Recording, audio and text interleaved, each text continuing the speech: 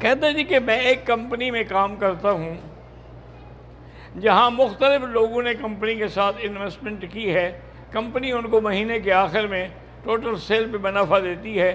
یہ منافع بدلتا رہتا ہے، کبھی زیادہ ہوتا ہے کبھی کم ہوتا ہے. بہرحال گزارش یہ ہے کہ احتیاط تو اسی میں ہے کہ یہ کام بھی نہ کریں، کیونکہ سود کا شبہ ہو جاتا ہے. لیکن بعض علماء نے جدید ماحول کو سامنے رکھتے ہوئے نے کہا کہ نہیں، کیونکہ سود تو ہے کہ فکس ہو، یہ فکس تو ہے نہیں، کبھی بڑھ جاتا ہے کبھی کم ہو جاتا ہے، تو اس لیے اس کی اجازت ہے. جو لوگ شادیوں پر ڈھول دھمکے اور بینڈ باجے ناچ گانا کرتے ہیں ان کی شادیوں میں نہیں جانا چاہیے. یہ صرف دف بجانا جو ہے یا عورتوں کا عورتوں میں بیٹھ کے ان کے لیے صحرا کہنا جو ہے وہ تو جائز ہے، لیکن یہ گانا اور بجانا اور ڈھول اور ناچ یہ سب ناجائز ہے. میت کی تدفین کے بعد سورت فاتحہ کا شروع ہو جاتا، جو بھی آتا ہے کہتا ہے جی فاتحہ پڑھو، ہاتھ اٹھاؤ اور فاتحہ. یہ ضروری نہیں ہے. ایک تو میت کی تعزیت جو ہے وہ 3 دن کے لیے ہے، اور دوسرا یہ ہے کہ آدمی آگے ان کو کہے عظم اللہ اجرکم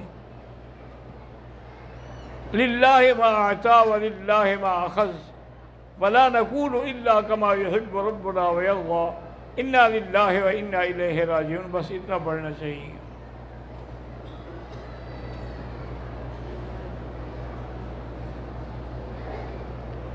چند ساتھیوں نے 11 ذی الحجہ کو مدینہ منورہ کی میقات سے احرام باندھا اور یہ نیت بھی کی تھی کہ محلی ہے سو حبستنی، ہمارا وہاں تک ہے جہاں آپ ہمیں روک دیں گے.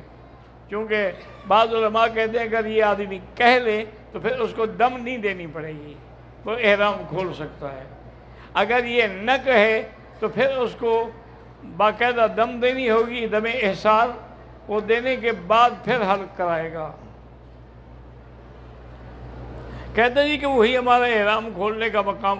تفتیش پر پولیس کی خوف کی ہے، حرم سے احرام کھول دیا، پھر مسجد عائشہ سے احرام باندھ کر عمرہ ادا کیا، لیکن اس ڈر سے کہ گنجے سر پکڑے جائے تو حلق نہیں کیا، ٹک لگا. اگر صرف تھوڑا تھوڑا ٹک لگایا ہے تو دم پڑ گئی.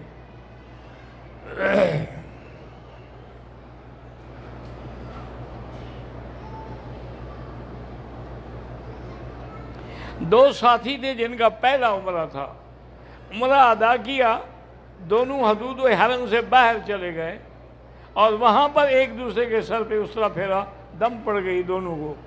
اس طرح پھروانا جو ہے وہ حدود حرم میں ہے. جیسے طواف بھی حرم میں ہے، صفا مروہ بھی حرم میں ہے اور حلق بھی حرم میں ہے. یہ تو قرآن کا مسئلہ ہے. جیسے اللہ نے حضور کو خواب دکھایا لَتَدْخُلُنَّ الْمَسْجِدَ الْحَرَامَ انشاءاللہ آمنین محلقین رؤوسکم ومقصرین لا تخافون.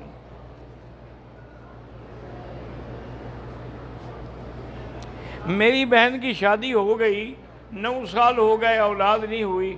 بہرحال علاج بھی کرائیں اور بزرگوں نے لکھا ہے کہ سورۃ یوسف پڑھ کے دعا مانگیں.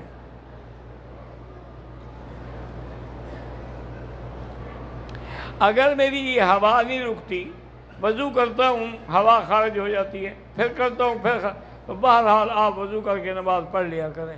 ایسے ہے جیسے کسی کو سلسل بول ہو، تو اس کو بھی تو یہی ہے نا کہ مجبوراً نماز پڑھتا رہے گا. کسی کے بدلے زندہ یا مردہ شخص کے لیے عمرہ حج بدل ہو سکتا ہے؟ ہاں ہو سکتا ہے.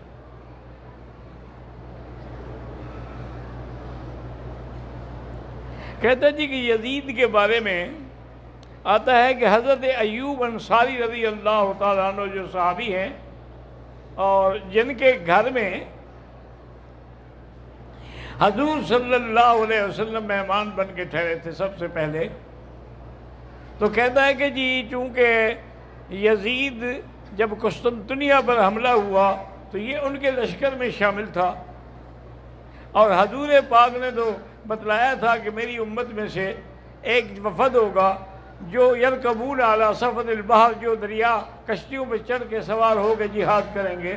ان کا مرتبہ ایسے ہوگا جیسے اصحاب بدر کا ہے، تو پھر تو یزید کا یہ اللہ کے بندے یہ وہ یزید نہیں ہے، یہ یزید ابن سفیان ہے۔ یہ یزید جو ہے حضرت سفیان کا بیٹا ہے، یہ یزید ابن معاویہ نہیں ہے، یہ حضرت معاویہ کا بھائی ہے۔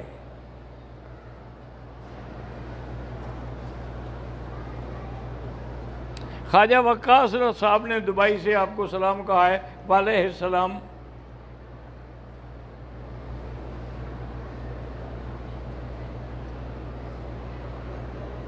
کہتا ہے جی کہ حدیث میں آتا ہے کہ سب سے زیادہ مرنے والوں کی تعداد نظر بد سے ہوگی۔ ہاں بالکل، چونکہ حضور نے فرمایا کہ العین حق، کہ نظر بد جو ہے وہ بالکل حق ہے۔ اسی لیے اللہ کے پیغمبر نے حضرت یعقوب نے بھی فرمایا تھا کہ یا بنی لا تدخلوا من باب واحد وادخلوا من ابواب متفرقہ، کہ تم ایک دروازے سے نہ گزرنا، کہ جب وہ دیکھیں کہ 10-11 بھائی ایک شکل کے خوبصورت گزر رہے ہیں تو کہیں کہ نظر بد کا شکار نہ ہو جاؤ، لہذا تو نظر بد تو حق ہے۔ اس کا علاج یہ ہے، یاد رکھو کہ سورۃ نون کی جو آخری آیت ہے نا، وَإِن يَكَادُ الَّذِينَ كَفَرُوا لَيُزْلِقُونَكَ بِأَبْصَارِهِمْ لَمَّا سَمِعُوا الذِّكْرَ وَيَقُولُونَ إِنَّهُ لَمَجْنُونٌ وَمَا هُوَ إِلَّا ذِكْرٌ لِّلْعَالَمِينَ۔ یہ 5-7 دفعہ روز پڑھا کریں تو انشاءاللہ نظر بد کا اثر جو ہے وہ نہیں ہوگا، چونکہ کافروں نے باقاعدہ حضور کو نظر لگانے کے لیے انتظام کیا تھا، لیکن اللہ نے محفوظ رکھا۔ راشا کی بیماری جو ہے اس کا علاج بھی یہی ہے کہ اللہ کے قرآن میں جو آیت ہے لیس لہا من دون اللہ کاشفہ، وہ 100 دفعہ پڑھ کے دم کر کے ہر نماز کے بعد پلایا کریں۔ کہتے ہیں کہ جی یہاں جنازے میں اعلان ہوتا ہے مطلقاً، تو ہم کون سی دعا پڑھیں؟ تو بھئی اب کیسے الگ الگ کریں، اردو میں کریں، پھر عربی میں کریں، پھر پشتو میں کریں، پھر ہندی میں، پھر تو کام ہو گیا، اعلان ہی ہوتا رہے نا۔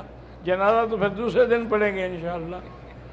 اللہ کے بندے جو اعلان کیا، آپ بس امام کے پیچھے جو نیت ہے وہ ہماری نیت ہے۔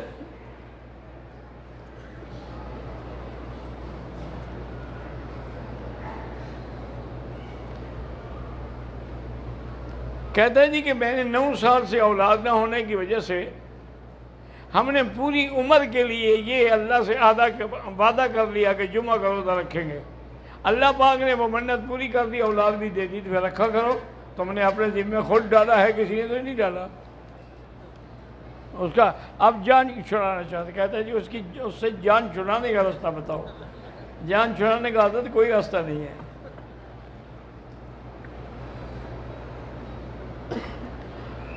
اذان مغرب سے پہلے جب اذان ہوتی ہے تو 2 رکعت جو پڑھتے ہیں حنفی مسلک میں نہیں پڑھنی چاہیے،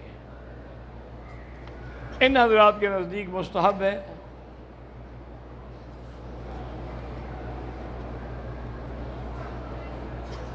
ایک آدمی نے طواف کر دیا، اس کو 2 رکعت واجب پڑھنا یاد نہیں رہا، پھر وہ صفا مروہ پہ چلا گیا، بعد میں 2 رکعت پڑھے، کوئی بات نہیں۔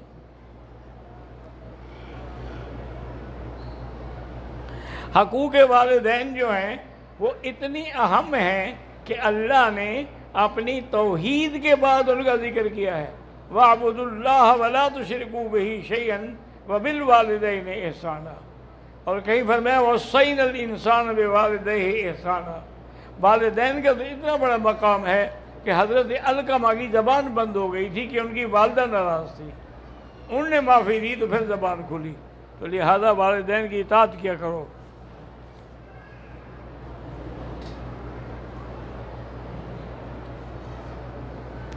ایک آدمی نے اپنی صفا مروہ کر لی، بعد میں اپنے بیمار والد کو 3 چکر سائی کرا دی، بعد میں سر پہ مشین پھر، کوئی بات نہیں۔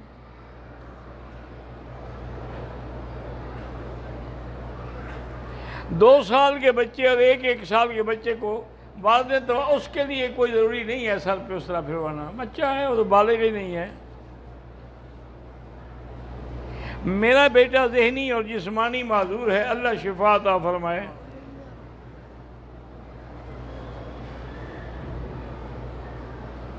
میرے چلنے سے پاؤں میں دقت ہے، اللہ شفا کاملہ صحت عاجلہ عطا فرمائے۔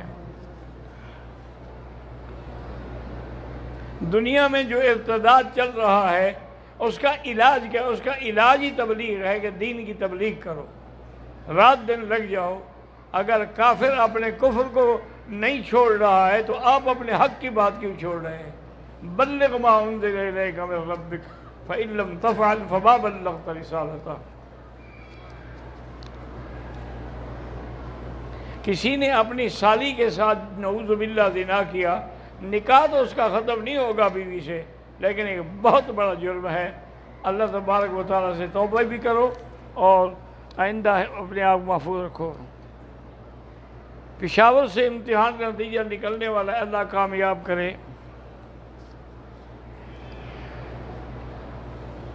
میری بیٹی کا نام وردہ وسیع ہے، اس کی عمر 3.5 سال ہے، وہ دماغی طور پر بہت پیچھے، چل نہیں سکتی، بول نہیں سکتی، اللہ اس کو شفا عطا فرمائے۔ شیعہ کے گھر سے نہ خیرات لے سکتے ہیں، نہ ان کے گھر سے کھانا کھا سکتے ہیں، کیونکہ شیعہ جو ہیں وہ اصحاب رسول کے دشمن ہیں، اور جو اصحاب رسول کا دشمن ہو ان کو اللہ نے قرآن میں حکم دیا تھا کہ آمنو کما آمن الناس۔ الناس سے مراد صحابہ ہے، جو ان کے مطابق ایمان نہیں لے آئے گا تو اس کا کوئی ایمان نہیں ہے۔ اللہ تبارک و تعالیٰ آپ کو بھی اور ہمیں بھی ایسی چیزوں سے بچائے۔ اگر معذور آدمی عمرے کے احرام کے وقت پیمپر پہن سکتا ہے۔ مکہ مکرمہ میں لوگ سگریٹ لا کے بیچتے ہیں، بالکل ناجائز ہے۔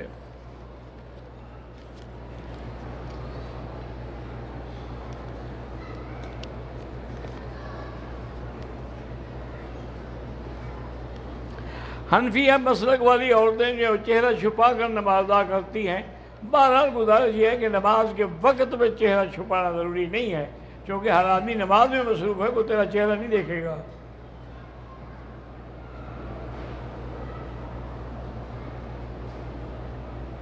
میرے بیٹے کو موبائل بہت پسند ہے، تو بڑوں کو بھی پسند ہے، تو چھوٹوں کا کیا قصور ہے؟ آپ لوگوں نے تو آج کل حرم کو اسٹیڈیو بنایا ہوا ہے، اب اللہ کے حرم کا تو کوئی احترام نہیں رہا۔